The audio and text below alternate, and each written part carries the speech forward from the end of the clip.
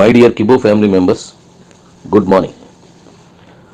మీతో ఇప్పుడు మునుపెన్నడూ పంచుకోలేని ఒక కొత్త విషయాన్ని మీతో పంచుకోవాలని ఈరోజు ముందుకొచ్చాను. దీన్ని సంపూర్ణంగా వినండి. దయించి డాడీ మీద రిక్వెస్ట్తో పూర్తిగా వినండి. కొంచెం విని అర్థమైపోయిందని కానీ, పూర్తిగా వినకుండా అర్థమైపోయిందని కానీ చూడొద్దు. తప్పనిసరిగా మొత్తం వినండి. అలాగే మీ వారి చేతి వినిపించండి కూడా. Love you. ఇక మనం మాట్లాడుకుందాం. ఓకే, అయితే మనం మాట్లాడుకోవాల్సిన విషయం ఏంటంటే, మన కిబోలో ఉన్నటువంటి ఒక కొత్త విధానాలని మీతో చర్చిస్తున్నాను. అలాగే మీకు అర్థం కాక కొంతమంది ఇబ్బంది పడుతున్నటువంటి నా కుటుంబ సభ్యులకి ఇది అర్థమయ్యేలా చెప్పాలని నేను మాట్లాడాలనుకుంటున్నాను. ఏంటంటే, మనం ఇంతవరకు నెట్వర్క్ చరిత్ర అనుకోండి, లేదంటే ఇప్పుడు మనకులా చేస్తున్న కంపెనీలు కానివ్వండి, లేదా ఎల్ఐసి వైర్లెస్ లాంటివి కానివ్వండి, ఇఫ్ ఎనీ కేస్ ఏదైనా కానివ్వండి, ఒకే సిస్టంలో నడుస్తున్నాయి.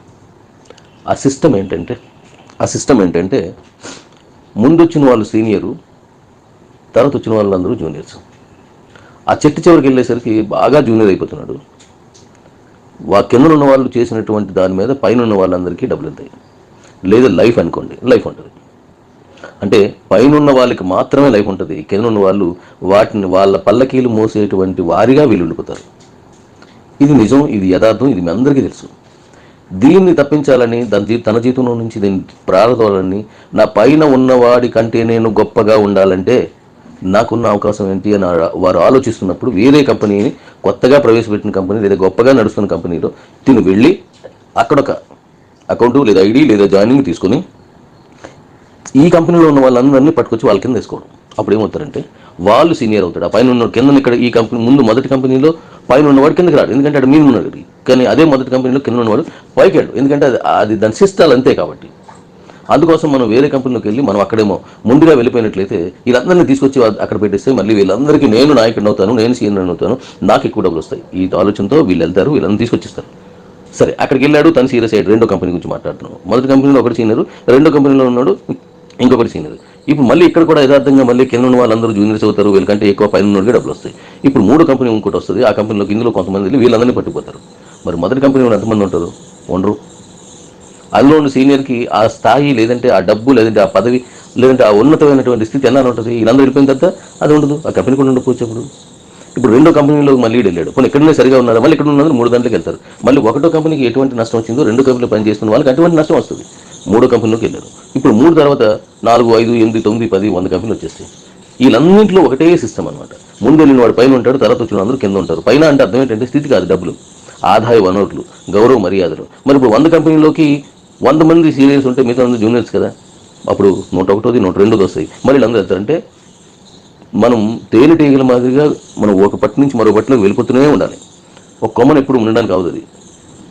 ఇలాంటి పరిస్థితుల్లో మనకి ఇంతవరకు ఉన్న కంపెనీల్లో మన భౌతవ్యం, మన తాలూకా ఆశల పల్లకీలు ఉన్నాయి. మరెక్కడ నిలబడతాయి? ఇది అవునా కాదా అనేది ఒక్కసారి గుర్తుపెట్టుకోండి. ఎన్ని కంపెనీలని నా కుటుంబ సభ్యులైన మీరందరూ ఆ కళ్ళతో చూసుంటారు, ఆ చెవులతో వినుంటారు, ఆ నోటితో మాట్లాడుంటారు, ఆ మైండ్తో ఆలోచించి ఉంటారు. ఆ కాళ్ళు చేతులతో మీరు నడిచెళ్ళి, బండి మీద వెళ్ళి, రకరకాలుగా వెళ్ళి ప్రయాణం చేసి మీరు పని చేసి ఉంటారు. ఈ శరీరాలని ఆ కంపెనీలకు వాడే రథాలుగా మార్చి ఉంటారు మీరంతా. ఇదే సిస్టమ్ కదా 100 ఏళ్ల తరబడి. అంటే పేర్లు మారొచ్చు, పని మారొచ్చు, కానీ పద్ధతి అనేది ఇదే నడుస్తుంది అన్ని చోట్ల. మరి దీన్ని ఎన్నాళ్ళు ఎలా నడుపుతాం? అంటే ఇక్కడ ఎలా ఉంటుందంటే, నా కింద ఉన్నోడు ఎదిగితో మొదటి కంపెనీ మళ్ళీ మాట్లాడుతున్నాను, నా కింద ఉన్నోడికి అవకాశం లేదు, వాడు వేరే వాడి దగ్గరికి వెళ్తే వీడు ఒప్పుకోడు. అక్కడికి వెళ్ళిన తర్వాత వీళ్ళందరూ వెళ్ళిపోతారు, అప్పుడు వీడు ఏం చేయలేడు. మళ్ళీ అక్కడికి వెళ్ళారే, నా కింద ఉన్నటువంటి ఒక చిన్న జూనియర్, ఇక్కడ సీనియర్, నేను ఈ దగ్గరికి వెళ్ళి ఎలా పనిచేయడం అని మనసును చంపుకోలేక వీడు పనిచేస్తే చేస్తారు, లేదంటే మానేస్తారు. లేకపోతే ఇంకో కొత్త కంపెనీ ఎదిగి మళ్ళీ నేను సీనియర్గా ఉండాలని అక్కడికి వెళ్ళి మళ్ళీ వీళ్ళందరూ పట్టుకొస్తాడు. అంటే ఈ గేమ్, ఈ ఆట, ఈ ఖోఖో ఆట ఎన్నాళ్ళు ఆడతాం? లేదంటే ఈ నాట్ టచ్ మీ ఎన్నాళ్ళు ఆడతాం? ఈ సిస్టంలో నడుస్తుంది ఇదంతా. ఈ సిస్టంలో నడుస్తుంది. మరి మనం కూడా ఎలాగ ఆడేద్దామా? సీనియర్స్ అండ్ జూనియర్స్ ఇద్దరికి చెప్తున్నాను, కొత్త వాళ్ళకు కూడా. ఈ గేమ్ మనం కూడా ఇదే వాడదామా? ఇప్పుడు మనం ఇంత గొప్పగా మనం చేసి తీసుకొచ్చాం. ఇదే సంవత్సరం ఏప్రిల్ 30 తారీఖు వరకు చేసుకొచ్చాం. ఆ తర్వాత ఏం చేశారు? వేరే కంపెనీలోకి వెళ్ళారు, మళ్ళీ అందరినీ పట్టుకెళ్ళిపోయారు. మళ్ళీ వాళ్ళు ఇంకో కంపెనీకి వెళ్ళి మళ్ళీ అందరినీ పట్టుకెళ్తున్నారు. ఇక్కడ ఒక విషయం గమనించారు లేదో, నేను చెప్పిన విషయం ఉంటుంది. ఇక్కడ ఒక వ్యక్తి తన కింద ఉన్నటువంటి జూనియర్స్ అందరికీ ఆవిడ సీనియర్, లేదా ఆయన సీనియర్. కానీ ఇప్పుడు ఆ వేరే కంపెనీలోకి వెళ్తే ఆ లాస్ట్లో ఉన్న వ్యక్తి వీళ్ళందరికీ సీనియర్. అక్కడ ఎటువంటి అభ్యంతరంలో వెళ్ళకుండవు. అక్కడ నామోషి ఉండదు, అక్కడ ఈగో ఫీలింగ్ ఉండదు. కింద ఉన్నవాడు సీనియర్ అయినా సరే ఇక్కడ జూనియర్గా చూసిన వ్యక్తి అక్కడికి వెళ్ళి సీనియర్గా వాళ్ళు గౌరవిస్తారు. ఎందుకంటే ఒక అవకాశం కోసం. ఎన్నాళ్ళు గౌరవిస్తారు తెలుసా? వీళ్ళకి మళ్ళీ ఇంకో కంపెనీ దొరికి వాళ్ళు మొత్తం పీకిపోతాడు, అంతా మొత్తం పెద్దంతా పీకేస్తారు. ఇదే సిస్టమ్ నడుస్తుంది. దీనికి నాకు మన కుటుంబం నుంచి ఎన్నో ప్రశ్నలు వచ్చాయి గత కొన్నాళ్ళుగా. అంటే 1 year పైన అయిపోయింది. అంత ముందు నాకు వినబడినా నాకు అంత పట్టించుకోలేదు, మన కంపెనీ కాదు కనుక. మనది వచ్చిన తర్వాత కూడా నాకు ప్రశ్నలు వచ్చాయి. అవేంటో చెప్తాను. ఇప్పుడు జాగ్రత్తగా వినండి. వాళ్ళు అడిగిన ప్రశ్న ఏంటంటే, ఒక సందర్భంలో నేను కూడా మన కుటుంబంలో ఒక వ్యక్తి అడిగారు, ఇంకా ముఖ్యంగా ఒక స్త్రీ అడిగింది, ఒక ఆడకూతురు అడిగింది. ఏంటో తెలుసా? డాడీ, నాన్న అని పిలుస్తాను. డాడీ, నాన్న, కింద ఉన్న వాళ్ళు ఎప్పుడు పై వాళ్ళకి చేయటమేనా? అంటే వాళ్ళు నేను ఒక 500 రూపాయలు పెట్టి క్రిప్టో కొనిపిస్తే పైన ఉన్న వాళ్ళకి వెళ్తుంది, మరి పైన కొనుక్కుంటే పైన ఎవరైనా కొనిపిస్తే నాకు రాదే నాన్న అని అడిగింది. మీకు అర్థమైందా విషయం? తన సీనియర్స్ పైన చాలామంది ఉన్నారు. మళ్ళీ చెప్తాను, పైన ఉన్న సీనియర్స్ చాలామంది ఉన్నారు. ఆ చాలామంది గురించి తను మాట్లాడుతోంది. నాన్న, వాళ్ళకి కారు వస్తుంది, వాళ్ళకి బండ్లు వచ్చాయి, వాళ్ళకి సెల్లు వచ్చాయి, అన్నీ జరుగుతున్నాయి. వాళ్ళకి నెల అయ్యేసరికి మన దగ్గర నుంచి నాన్ శాఖబులు లక్షల్లో వెళ్తుంది. మరి నాకేంటి నాన్న, కింద ఉన్నాను అన్నది. అవునమ్మా, నువ్వు జూనియర్ కదా, తర్వాత జాయిన్ అయ్యి లేట్ అయిపోయావు అన్నాను. సహజమైన పద్ధతిలోనే నేను మాట్లాడుతున్నాను. అప్పుడు అన్నది, నాన్న, నేను ఒక బిజినెస్ ఇస్తే పైన నాకు డబ్బులు వెళ్తున్నాయి కదా, మరి పైన ఉన్న బిజినెస్ ఇస్తే నాకు రావా అన్నది. ఇది ఆవిడ అమాయకంగా అడిగినా, ఆలోచించకుండా అడిగినా, ఇన్ కేస్ ఆలోచించి అడిగినా దీనికి సమాధానం ఎక్కడుంది? దీనికి సమాధానం ఎవరు చెప్తారు? ఈ ప్రశ్నకి సమాధానం ఏ కంపెనీలో దొరుకుతుంది? ఒకసారి ఆలోచించండి. కింద ఉన్న వాళ్ళకి పైన ఉన్న బిజినెస్ నుంచి రావాలా? అసలు ఆలోచించండి. అది మీ సీనియర్కి డబ్బులు వస్తున్నాయి, ఆ డబ్బులకు కారణమైన బిజినెస్ నుంచి నీకు డబ్బులు రావాలా? ఇదేంటిది? పిచ్చిదే? మంచిదే కాదు, పిచ్చిది కాదు, మంచిది, మంచి ఆలోచన ఉన్నది, సమాజత్వం కోరుకున్నటువంటి స్త్రీమూర్తి. ఈ ప్రశ్న తర్వాత చాలామంది వేసి ఉండొచ్చు, ముందు ఆవిడేసింది. సమాజాన్ని కోరుకుంటున్నటువంటి ఆలోచనలోంచి వచ్చిన ప్రశ్న. దానికి సమాధానం లేకపోవచ్చు, మార్గాలు దొరకపోవచ్చు. అన్వేషిస్తే ఉండవా? అన్వేషణలో దొరికిందే ఉంది, భగవంతుడే దొరికేస్తాడు, బ్రతుకే దొరికేస్తుంది. ఓ ప్రశ్నకి సమాధానం దొరకదా అనిపించింది. ఎస్, దాని దిశగా నేను ఆలోచించాను. ఈ ప్రశ్న చాలా 5 సంవత్సరాలు అయిపోయినట్టుంది ఈ ప్రశ్న వేసి. ఆ దిశగా నేను వెతకడం మొదలుపెట్టాను. అందులో నుంచి వచ్చిందే ఇప్పుడు మీకు చెప్పబోయే సమాధానం. మనం చేయబోయే ప్రశ్నకు, అంటే తను అడిగిన ప్రశ్నకి మనం చేయబోయే పని ఓ కొత్త ఉద్యమానికి నాంది, ఓ కొత్త ప్రపంచానికి మార్గం. ఎందుకు చేయలేం? చేద్దాం చేద్దాం చేద్దాం. ఇది నేను చెప్పిన దాన్ని ఒకసారి క్షుణ్ణంగా ఆలోచించండి. ఇక తర్వాత దీన్ని ఇలాగ ఉండగా నాకు ఇంకొక ప్రశ్న వచ్చింది, దానికి సమాధానం కూడా వచ్చింది. ఇది జరుగుతుండగా మళ్ళీ వచ్చింది. అదేంటంటే, నాకు సమాధానం వచ్చింది కానీ అది మీకు ఎవరికి పచ్చడానికి కావలేదు. అది నాకు ఆన్సర్ దొరికింది కానీ అది మీ ఎవరికి ఆచరించడానికి కావట్లేదు. అరే నిజమే కదా, కింద ఉన్న వాడికి కూడా పదోన్నతి జరిగే పని ఉన్నది. కింద వాళ్ళ నుంచి పై వాడికి వచ్చినట్టే పై వాడి నుంచి కింద వాడికి కూడా రావాలి కదా. ఇక్కడ వస్తుంది అంటే దానికి సమాధానం ఉంది. అదేంటో నాకు దొరకాలనుకునే క్షమంలో కరెక్ట్ దొరికింది. అదొక ఆయన అడిగాడు, మనం విశాఖపట్నం వాసే. ఈ ప్రశ్న అంటే ఇది ఆయనకి కావాలని చెప్పలేదు, నా దగ్గరికి వచ్చినప్పుడు ఆయన మాట్లాడుతున్న సందర్భంలో ఏంటన్నా అంటే, ఇలా నేను కొన్నాళ్ళు రాలేను డాడీ, ఒక 1 నెల రోజుల నుంచి మీకు అందుకే కనిపించలేదు అని చెప్పాడు. ఏంటి రా నన్ను, వాడి పేరు చెప్పకూడదు, మంచి విషయం అయినప్పుడు వాడి పేరు చెప్పాల్సిన పని లేదు. ఇక్కడే మన విశాఖపట్నంలోనే నేను పవన్ అని పిలుస్తాను సరదాగా.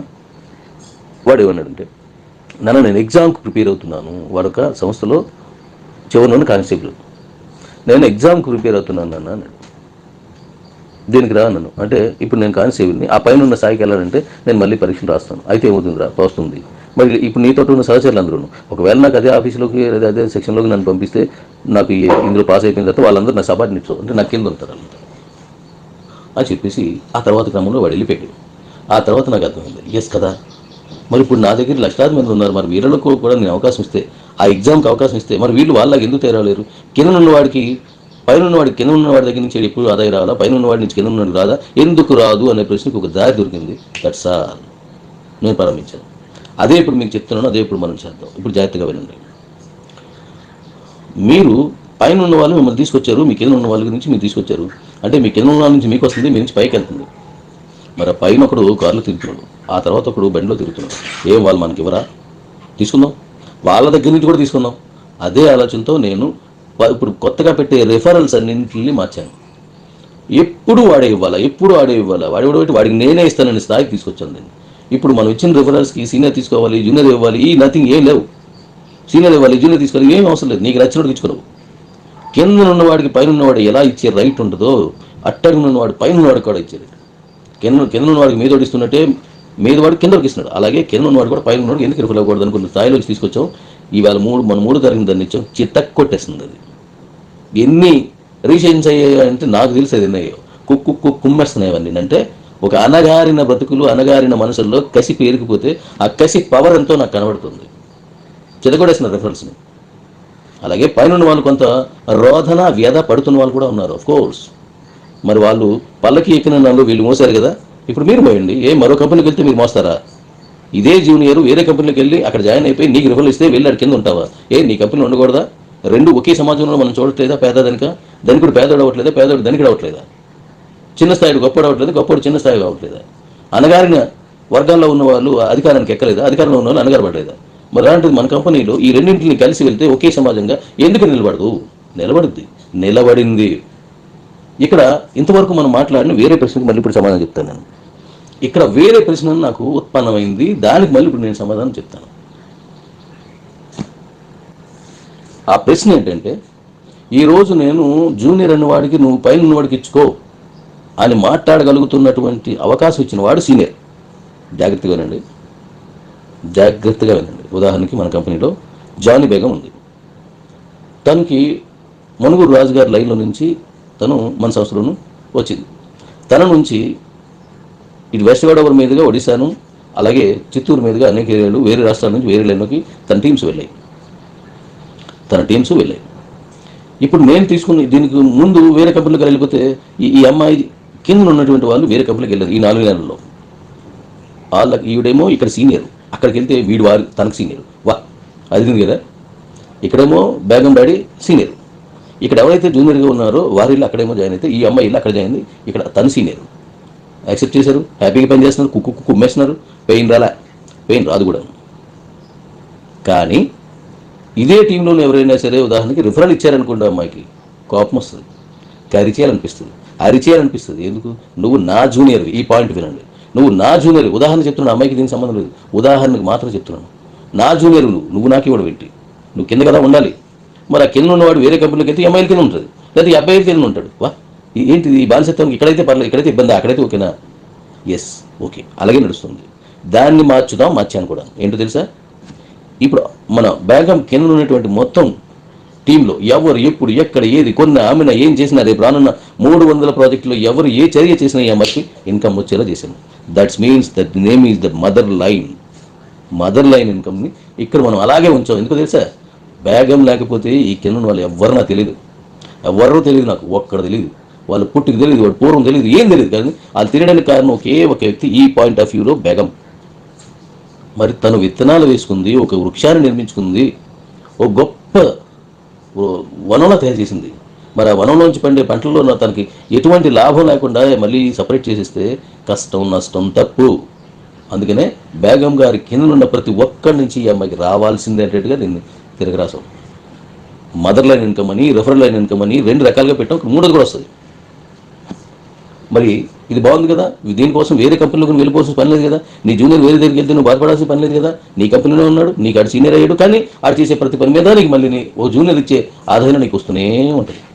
ఇప్పుడు ఒక టీంలోనే మీరు అందరూ ఉన్నారు. ఇప్పుడు మీ టీంలో ఉన్న వాళ్ళు వేరే టీంలో కూడా రిఫరల్ ఇచ్చారు, వాళ్ళ నుంచి కూడా మీకు ఆదాయం వస్తుంది. అంటే అందరం కలిసి ఉన్నాం. ఒకదానికి రిఫరెన్స్ ఇచ్చుకోవడం వల్ల ఎక్కడో ఒక లైన్లో నుంచి, మనుగురు రాజుగారి లైన్లో నుంచి, లేదంటే అరుణం ఉంది, తన తాలూకు లైన్ ఎక్కడో అస్సాంలో ఉంది, అస్సాంలో ఉన్న లైన్లో నుంచి ఇప్పుడు అమ్మాయికి ఇన్కమ్ వస్తుంది.